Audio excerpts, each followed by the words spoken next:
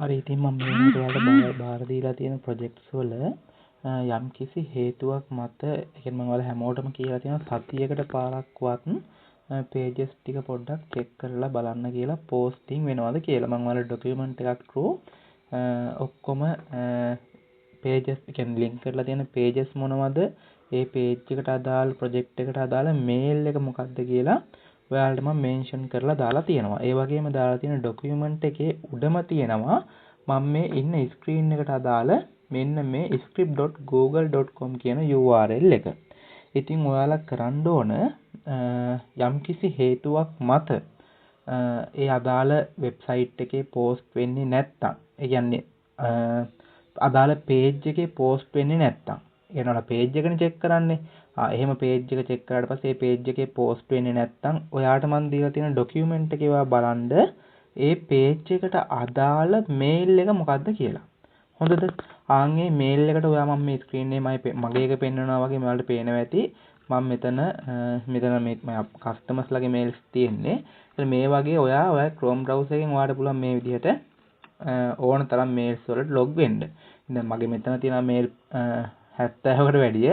ඉතින් ඔයාලට ඔය වගේ දැන් ඔයාලගේ project එක mail 20ක් 30ක් තමයි උපරිම මට්ටමේ කෙනෙක් ගන්න දැනට අපේ customer base එකේ ඉන්න කට්ටියක තියෙන්නේ උපරිම 30ක් වගේ තමයි තියෙන්නේ. 30ක් වුණත් ප්‍රශ්නයක් නැහැ.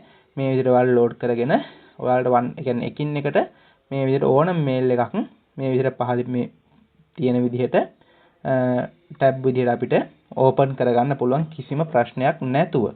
ඉතින් මේ විදිහට අපි mail ටික open කරගෙන ඒ mail එකෙන් දැන් අපි හිතමු ඔයාගේ posting වෙන එක නතර වෙලා තියෙන්නේ තියෙන page එකට අදාළ mail එකේ තමයි අපි දැන් මේ ඉන්නේ කියලා. ඉතින් මේ mail එකට ඇවිල්ලා මේ මම ඔයාලට ඒ document එකේ දීලා තියෙන මේ link එකට ඒ document එකේ උඩම තියෙනවා මේ script.google.com කියන මේ URL එක මම උඩම දාලා තියෙනවා. ඉතින් මේ URL එකට ආවට පස්සේ ඔයාලට මේ වගේ මේකක් බලා ගන්න පුළුවන්. ඒ කියන්නේ මේ වගේ interface එකක් තියෙනවා. ඉතින් මේ interface එකේ මේ විදිහට නැත්තම් ඔයාලා මුලින්ම මේ උඩ logo එක තියෙන්නේ මේකේ. අන්න ඒ logo එක උඩ එකපාරක් click කරන්න.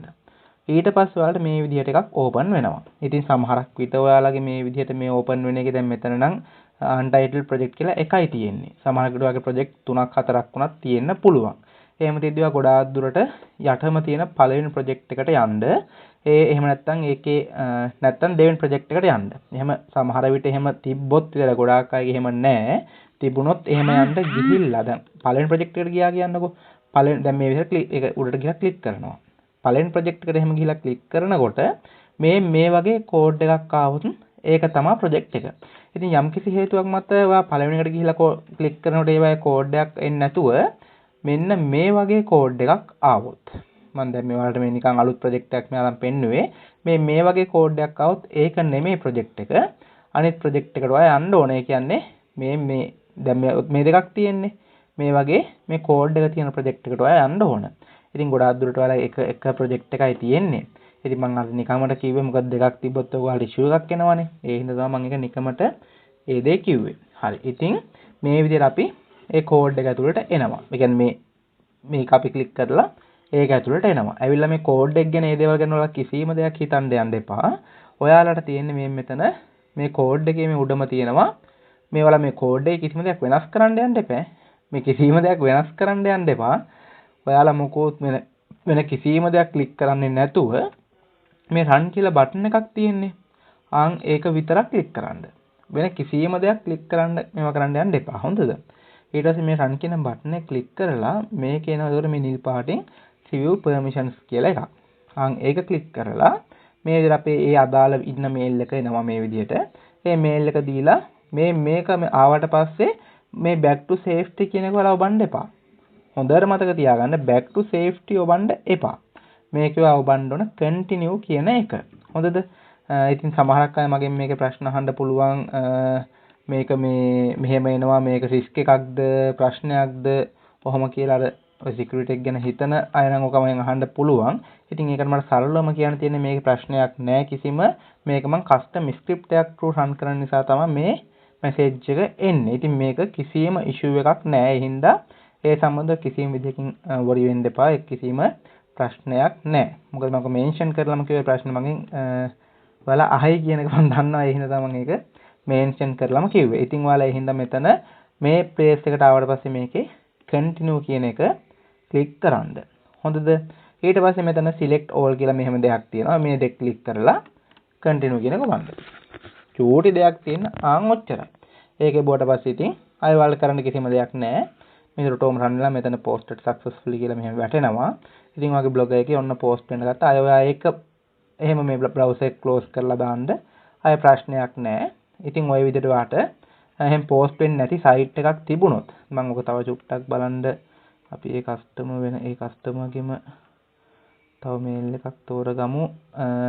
තව විනාඩි දෙකක් වගේ අපි අරගෙන පොඩ්ඩක් බලමු මේ තවත් එකක් තිබුණොත් රන් කරලත් බලමු. එහෙම බැරි වෙලා හරි ඒක රන් කරනකොට ඉෂුව එකක් නැතුව රන් වුණොත් ඒකත් මම ඔයාලට කියන්නම්. එහෙම ඔයාලා නිකමට හරි බලන්න අවශ්‍ය නම් එහෙම රන් වුණොත් ආයේ ප්‍රශ්නයක් නැහැ එතන. ඕම් මේ ඒ වගේම කස්ටමර් කෙනෙක්ගේ එකක් මේක. දැන් ඕක කොහොම ක්ලික් කරලා බලනකොට මෙහෙම කෝඩ් එක එනවා. අපි රන් කියන එක ඔබනවා. ඒ බලවත් මේකේ අර වගේ permission message එක ආවේ නැහැ. ඉතින් මේ කෝඩ් එකේ මේකේ අනිවාර්යෙන්ම අදාළ page එකේ posting වෙන්න ඕන. ඉතින් ඒ හින්දා කිසිම මෙතන issue එකක් නැහැ. මම මෙතන තව පාරක් ක්ලික් කරන සමහරක් වෙලාවට මේ feed errors එනවා.